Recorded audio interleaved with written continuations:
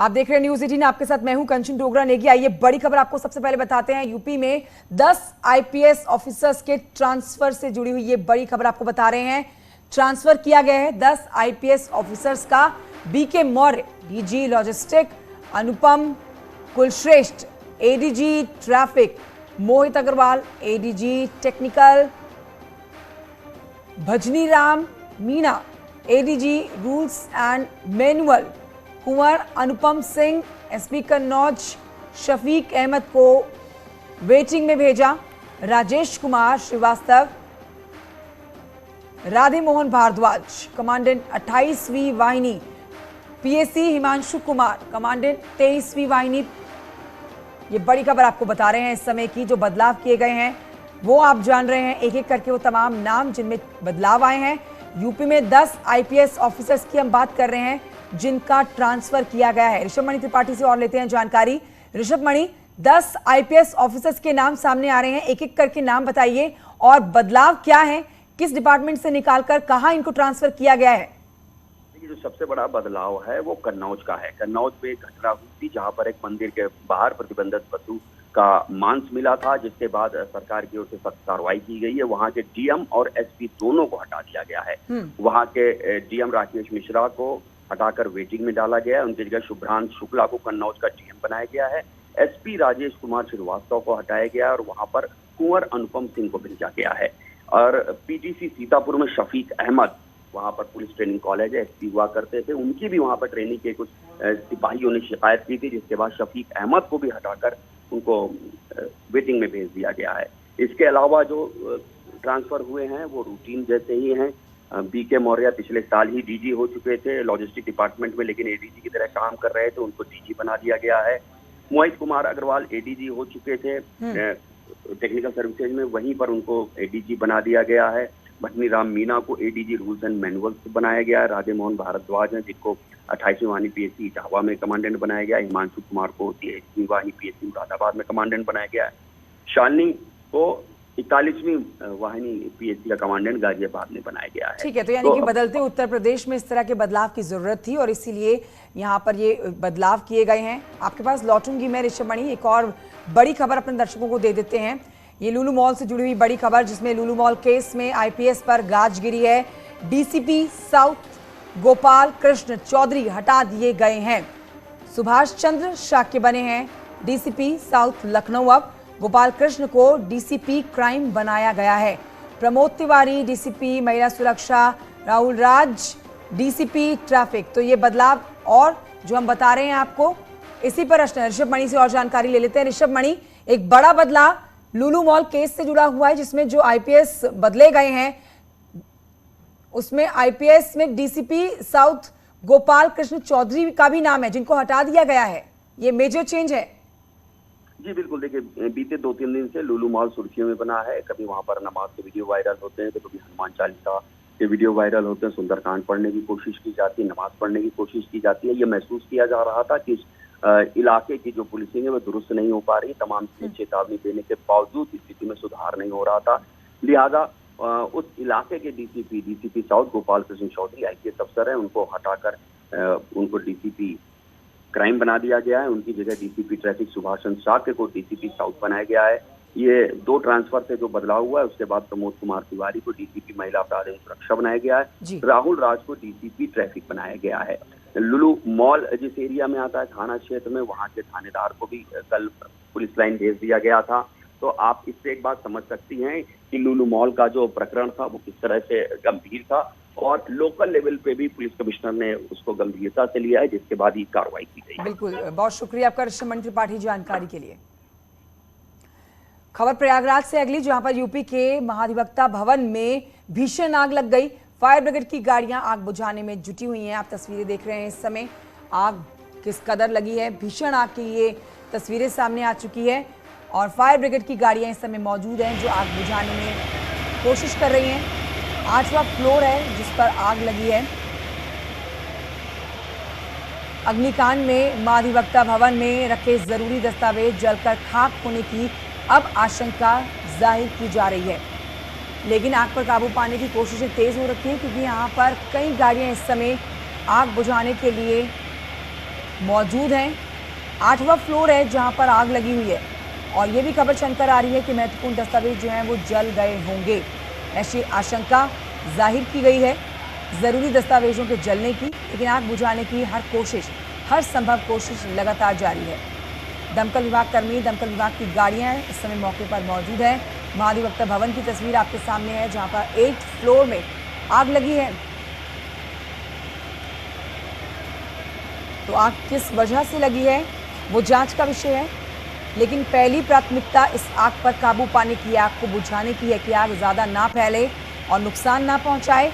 इसके लिए दमकल विभाग के कर्मचारी यहाँ मौजूद हैं और दमकल गाड़ियाँ आप देख सकते हैं इस समय आग बुझाने की हर संभव कोशिश कर रही हैं। 8th फ्लोर है, थोड़ी परेशानी ज़रूर आ रही होगी। आप तस्वीरें भी देख पा रहे हैं प्रयागराज से ये तस्वीरें आती हुई। 8वें माले पर आग लगी है और आग तेज़ी से फैल रही है। खबरें ये छनकर आ रही हैं कि कई महत्वपूर्ण दस्तावेज जो हैं वो जल गए होंगे। इस समय आग में ज़रूरी दस्तावेजों के जलने की आशंका जाहिर कर दी गई है।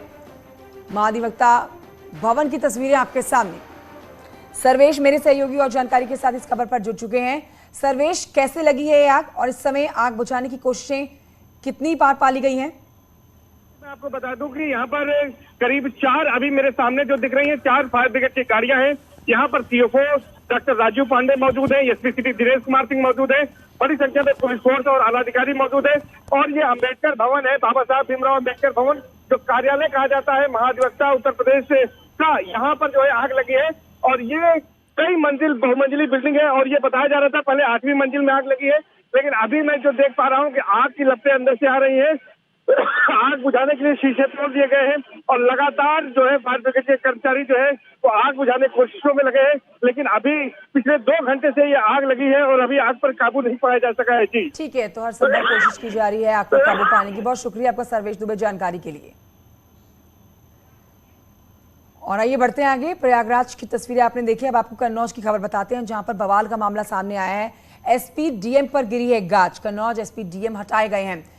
शुभ्रांत शुक्ला कन्नौज के नए डीएम और कुंवर अनुपम सिंह बने हैं एसपी। कन्नौज के डीएम राकेश मिश्र वेटिंग में भेजे गए हैं। आईपीएस राजेश कुमार भी प्रतिसाक्षर हैं। कन्नौज में जो ये बदलाव किए गए हैं, एसपी डीएम पर जो गाज गिरी है उससे ये जुड़ी हुई बड़ी अपडेट आप तक पहुंचा रहे हैं हमारे सहयोगी ऋषभमणि त्रिपाठी ने भी आपको इस पर जानकारी दी कि ये बड़े बदलाव किए गए हैं और उसी कड़ी में जो बदलाव में आगे बढ़ेंगे आप। एसपी डीएम पर गाज गिर गई है कन्नौज के। जौनपुर से खबर जहां पर एक ट्रांसफार्मर में आग लग गई जिसमें पास की दुकान में रखी हुई हजारों की सब्जी जलकर राख हो गई है। तस्वीरें आप देख रहे हैं, आग की ऊंची ऊंची लपटें, आग तेजी से फैलती चली गई और लोगों के मुताबिक आग लगने की खबर फायर ब्रिगेड को दी गई, लेकिन टीम मौके पर नहीं पहुंची और उसी का खामियाजा कि आग देरी तक चलती रही और आग ने काफ़ी ज़्यादा जगह को अपने जद में ले लिया। आग लगने की वजह ट्रांसफार्मर में तेज तेल का रिसाव बताया जा रहा है। इस लापरवाही को लेकर लोग बिजली विभाग के खिलाफ गुस्से में हैं। आइए बढ़ते हैं आगे। खबर इटावा से है जहां पर आगरा लखनऊ एक्सप्रेसवे पर सड़क हादसा हुआ। खड़ी बस में कार ने टक्कर मार दी और हादसे में कार सवार 3 लोग घायल हो गए। बताया जा रहा है कि कार ड्राइवर को नींद आने के बाद ये हादसा हुआ है। तो कार जो ड्राइव कर रहा था शख्स, उसको नींद आई, जिसके बाद उसने खड़ी बस में जोरदार टक्कर मार दी। 3 लोग इस कार में सवार थे, जो आप देख सकते हैं लाल रंग की ये वैगनार है जिसके अंदर 3 लोग सवार थे और तीनों लोग घायल हुए हैं। उन लोगों की क्या हालत रही होगी जो आगे की सीट पर सवार होंगे। ड्राइवर और ड्राइवर के साथ वाली जो सीट है वो पूरी तरह से क्षतिग्रस्त हो चुकी है, तो ऐसे में हालत गंभीर बताई जा सकती है और एक शख्स पीछे भी सवार था जिसको भी गंभीर चोटें आई हैं।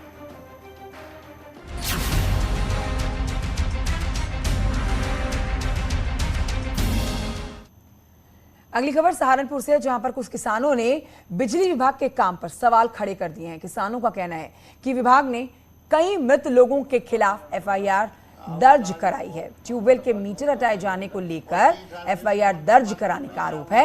इसके अलावा गांव वाले ट्यूबवेल के बिल को लेकर अपनी नाराजगी व्यक्त कर चुके हैं।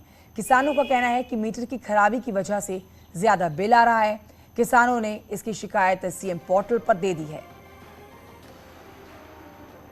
बिजली विभाग का यह है जी, हमारे ट्यूबवेलों पर हम तो बिल भी जो के तो हमारा कोई बिल बकाया नहीं था। पहले तो बिल देते आ रहे जो के तो और मिलना, तो हमारे आकर ट्यूबवेलों पर मीटर लगाए दिए। हमारे गाँव का लौंडा है वो बिजली विभाग में काम करे, हमें नहीं पता कि ना तो वो ठेकेदार काम करे और शहर में मीटर लगाएगा यहाँ। तो बात यह है कि उन मीटरों में वो काटे बिल आएंगे 5-5 हज़ार रुपये का, मतलब मेरा 22 दिन का बिल 5200 रुपये का। तो घर वेट्टी फोड़ी बंद होएगी, अल्लाह भाई कहा देगा 5,000 रुपये मिलना। चलो जी, हमने पूछा, किसी ने हमें जवाब नहीं दिया। हम मीटर जमा करके आए, सहमति था, एक्शन की सहमति थे, हमारे पास सारे सबूत है। मीटर जमा करवा लिया, रसीद दे दी, वीडियो बनी। सहारनपुर के बाद अगली खबर बुलंदशहर से, जहां पर 7 साल के मासूम छात्र की हत्या का पुलिस ने खुलासा कर दिया है। मासूम के कातिल 5 नाबालिग ही हैं, जिसमें से एक उसी के स्कूल में पढ़ता था। पुलिस के मुताबिक आरोपियों में से एक का कुछ पैसों का नुकसान हो गया था और जिसकी भरपाई करने के लिए क्राइम शो देखकर किडनैपिंग का ये प्लान बनाया गया। आरोपियों का प्लान था कि हर्ष के परिवार से फिरौती मांगी जाएगी, इसके बाद पैसों को आपस में बांट लिया जाएगा। लेकिन मासूम ने आरोपी में से एक को पहचान लिया था, जिसके बाद बच्चे की हत्या कर दी गई। फिर शव को अलीगढ़ की गंग नहर में फेंक दिया गया। पुलिस के मुताबिक सीसीटीवी के जरिए ठोस सबूत मिले और मामले का खुलासा करने वाली टीम को 25,000 का इनाम देने का ऐलान किया गया है। कुल 5 नाबालिग लड़कों को प्रकाश में आए हैं और जिनको कि जुवेनाइल जस्टिस बोर्ड के समक्ष प्रस्तुत किया है। इसमें यह बात निकल के आई कि ये जो नाबालिग लड़के थे उनमें से एक लड़का उस बच्चे के स्कूल में ही पढ़ता था और उसके एक साथी का कुछ आर्थिक नुकसान हुआ था और उस आर्थिक नुकसान की भरपाई करने के लिए इन बच्चों ने ये प्लान बनाया और ये इनका इरादा ये था कि इस बच्चे को वो किडनैप करेंगे और फिर रैंसम की डिमांड करेंगे। जब इस बच्चे की किडनैपिंग करी इन लोगों ने और उसके बाद उस बच्चे ने इनको पहचान लिया तो ये भयवश उस बच्चे की हत्या इन लोगों ने कारित कर दी। शनिवार को पीएम मोदी ने बुंदेलखंड में जनसभा के दौरान लंबी कूद की खिलाड़ी शैली सिंह की तारीफ की, जिसके बाद शैली के परिवार में खुशी का माहौल है। शैली ने पिछले साल अंडर 20 वर्ल्ड एथलेटिक चैंपियनशिप में सिल्वर मेडल जीता था। तो शैली के परिवार में खुशी का माहौल। पीएम मोदी ने की है शैली सिंह की तारीफ। ऐसे में परिवार को जब इस बात का पता लगा तो परिवार गदगद खुशी से गौरवान्वित महसूस कर रहा है। अंडर 20 वर्ल्ड चैंपियनशिप में बेटी ने सिल्वर जीता है और इसी बात को जाहिर किया प्रधानमंत्री नरेंद्र मोदी ने, जिसको लेकर परिवार है बेहद खुश। तो शैली नाती लगती है हमारी, तो हमको बड़ा गौरव की बात है जो को प्रधानमंत्री ने मैंने उनको एक अच्छी मानी बात करी है, तारीफ करी है। तो हम लोग को मानी और एक मोहल्ले में हम लोग रहते तो छोटी से देखे हमने शैली को कि खेलती कूदती थी छोटे में, तो हम लोग आज शैली ने इतना बड़ा नाम रोशन किया है तो वो बड़ा हम लोग का आत्मा गदगद हो जाती है। अच्छा, पीएम साहब ने भी तारीफ कर दी है। हाँ, तो गांव के लिए कितने गर्व की बात है। अरे पारिशा के लिए गर्व की बात है, पूरा दुनिया में मानी पारिशा का नाम हो गया है। झांसी की बेटी ने एक बार फिर से पूरे विश्व में झांसी का नाम गौरवान्वित कर दिया है। वजह थी प्रधानमंत्री ने शैली सिंह की आज जालौन में तारीफ करते हुए कहा कि झांसी की बेटी ने विश्व रिकॉर्ड बनाया है, वीरांगना है। तो कहीं ना कहीं आज झांसी की बेटियों के लिए एक बड़ा दिन और ख़ास तौर से शैली सिंह के परिवारजनों के लिए बड़ा दिन इसलिए है क्योंकि शैली सिंह की तारीफ खुद प्रधानमंत्री ने बड़े कार्यक्रम में की है। शैली सिंह के घर पे इस समय हम आए हैं जहां से शैली सिंह पली बड़ी। ये वो जगह देख लीजिए जहां पर शैली सिंह ने खेलना कूदना शुरू किया। इसी वो जगह से शैली सिंह ने पूरे विश्व में एक विश्व रिकॉर्ड बनाया और उसकी दम पर प्रधानमंत्री ने एक्सप्रेसवे का लोकार्पण करने के बाद झांसी की बेटी शैली सिंह की तहे दिल से तारीफ करी। फिलहाल परिजन भी बहुत खुश हैं। अश्विनी मिश्रा, न्यूज़ 18, झांसी।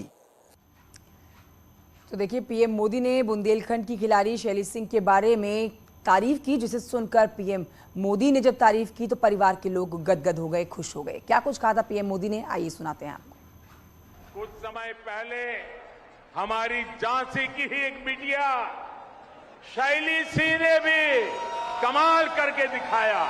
हमारे ही बुंदेलखंड की बेटी शैली सिंह ने लंबी कूद में नए नए रिकॉर्ड बनाने वाली शैली सिंह पिछले साल अंडर 20 वर्ल्ड एथलेटिक चैंपियनशिप में सिल्वर मेडल भी जीता है। बुंदेलखंड ऐसी युवा प्रतिभाओं से भरा हुआ है। और आइए आगे बढ़ते हैं, आपको बताते हैं कि लखनऊ में मुख्यमंत्री योगी आदित्यनाथ आज सुबह 11 बजे अटल भूजल योजना के अंतर्गत डिजिटल भूजल रथ को हरी झंडी दिखाने वाले हैं। सुबह 11 बजे का समय जब कार्यक्रम होगा, जहां पर मुख्यमंत्री योगी आदित्यनाथ होंगे शामिल और अटल भूजल योजना के अंतर्गत अब डिजिटल भूजल रथ को मुख्यमंत्री योगी आदित्यनाथ हरी झंडी दिखाने वाले हैं।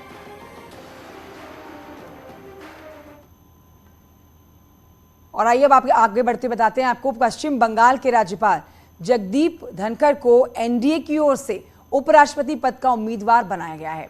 बीजेपी अध्यक्ष जेपी नड्डा ने प्रेस कॉन्फ्रेंस करके इस बात का ऐलान किया। इससे पहले बीजेपी मुख्यालय में संसदीय बोर्ड की मीटिंग बुलाई गई। इस मीटिंग में कई नामों पर चर्चा हुई, जिसमें जगदीप धनखड़ के नाम पर मोहर लगी है। राष्ट्रपति पद के लिए भारतीय जनता पार्टी और एनडीए के प्रत्याशी के रूप में हमारे किसान पुत्र श्री जगदीप धनखड़ जी को हम उपराष्ट्रपति पद के लिए अपना प्रत्याशी के रूप में घोषित करते हैं। तो वहीं आपको बताएंगे पीएम मोदी ने भी इस पर ट्वीट किया है। क्या कुछ कह रहे हैं पीएम मोदी, आपको दिखाते हैं उनका ट्वीट। किसान पुत्र जगदीप धनखड़ जी अपनी विनम्रता के लिए जाने जाते हैं। उनका एक शानदार कानूनी और गवर्नर का करियर रहा है। उन्होंने हमेशा किसानों, युवाओं, महिलाओं और वंचितों की भलाई के लिए काम किया है। खुशी है कि वो हमारे उपराष्ट्रपति प्रत्याशी होंगे। इस बीच अब आपको दिखाते हैं गृह मंत्री अमित शाह का ट्वीट। अमित शाह कहते हैं, जगदीप धनखड़ को बधाई और धन्यवाद देता हूं। उपराष्ट्रपति पद के लिए एनडीए की तरफ से इनका नाम घोषित किया है, जिसके लिए प्रधानमंत्री नरेंद्र मोदी जी को धन्यवाद देते हैं। और आइए अब आपको दिखाते हैं उत्तर प्रदेश के मुख्यमंत्री योगी आदित्यनाथ का ट्वीट, जिन्होंने ट्वीट करके बधाई दी है जगदीप धनखड़ को। पश्चिम बंगाल के माननीय राज्यपाल श्री जगदीप धनखड़ जी को माननीय उपराष्ट्रपति पद हेतु एनडीए का प्रत्याशी बनाए जाने पर हृदय से बधाई। किसान परिवार से आने वाले श्री धनखड़ जी का चयन नए भारत में ग्रामोदय से राष्ट्रोदय के संकल्प की सिद्धि का परिचायक है। आपको ढेरों शुभकामनाएं। और आइए आगे बढ़ते हैं, आपको बताते हैं कि वाराणसी में एसबीएसपी के मुखिया ओम प्रकाश राजभर ने एक बार फिर से अखिलेश यादव पर वार किया है। राजभर का कहना है कि राष्ट्रपति चुनाव में अखिलेश ने उनकी पार्टी से समर्थन नहीं मांगा, जबकि बीजेपी ने मांगा है। राजभर ने कहा कि अखिलेश को हमारे वोट की जरूरत ही नहीं है। और रही बात गठबंधन में रहने की, तो जिस दिन अखिलेश कह देंगे उस दिन गठबंधन से अलग हो जाएंगे। जहां तक वोट देने की बात है, तो हम लोग गठबंधन के नेता माननीय अखिलेश जी को मान करके हम लोग गठबंधन किए। तो जब अखिलेश जी को वोट की ज़रूरतें नहीं है, तो हम लोग तो भाई एक तरफ वोट मांगा जा रहा है, ज़रूरत है, एक तरफ नहीं ज़रूरत है, तो क्या किया जाए। तो जो मांग रहा है उधर हम लोग वोट दे रहे हैं। हम तो अभी गठबंधन समाजवादी पार्टी के साथ हैं, और अखिलेश जी कह देंगे जिस दिन कि नहीं हमारा गठबंधन नहीं, उस दिन तो फिर हम देखेंगे फिर। और आइए बढ़ते हैं आगे, मऊ से खबर, जहां पर मोटरसाइकिल से स्टंट करता हुआ एक वीडियो सोशल मीडिया पर हो रहा है वायरल। स्टंट के दौरान अचानक से युवक का बैलेंस बिगड़ गया और युवक मोटरसाइकिल से नीचे गिर गया। ये तस्वीरें आप देख रहे हैं, वायरल वीडियो की तस्वीरें। लाल घेरे में आप देख सकते हैं, मोटरसाइकिल पर ये युवक स्टंट कर रहा था, अचानक से बैलेंस बिगड़ा और मोटरसाइकिल से नीचे धड़ाम हो गया ये युवक की हालत गंभीर बनी हुई है। मऊ जिला अस्पताल में रेफर किया गया है। न्यूज़ 18 वायरल वीडियो की पुष्टि नहीं करता है। एक छोटे से ब्रेक के लिए रुक जाते हैं, जल्द लौट रहे हैं। आप देख रहे हैं न्यूज़ 18 उत्तर प्रदेश उत्तराखंड।